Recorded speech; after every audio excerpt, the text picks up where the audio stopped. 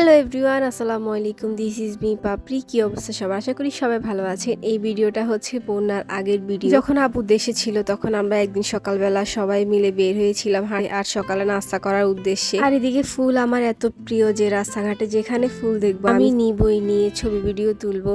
আর এই তো আমরা হাঁটতেছিলাম, হেঁটে হেঁটে যাচ্ছিলাম। আমাদের গল্পগুলো অল্প সময় ঘর পাতালো, তারপর পথ হারালো তোমায় আমায় নিয়ে। আগে যদি বুঝতো তারা মনের নদীর তল পাবে না, বেহায়া মুখ পোড়াতো অন্য কোথাও গিয়ে।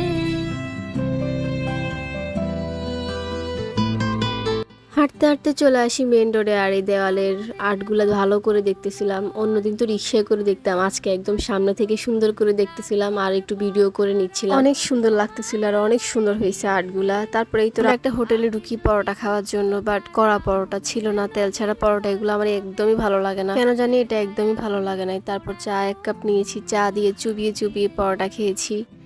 আমাদের গল্পগুলো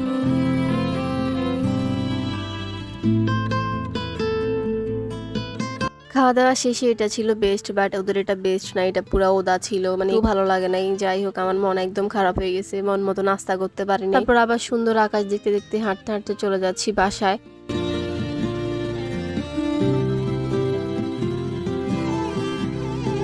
যাওয়ার পথে নানাবের কবরটা দেখে গেলাম। আর এটা হচ্ছে আমার স্কুল, যেখান থেকে আমি পড়ালেখা করছি, হরিনামপুর স্কুল। তারপর আর হাঁটতে পারতেছি না, পা চলতেছে না। আমুরও পায়ে ব্যথা করতেছে, আমারও পায়ে ব্যথা করতেছে। তো আমরা রিক্সা নিয়ে বাসায় চলে যাই। আজকের ভিডিও এই পর্যন্ত। কেমন লেগেছে আপনাদের থেকে অবশ্যই কমেন্ট করে জানাবেন। সবাইকে আল্লাহ হাফেজ।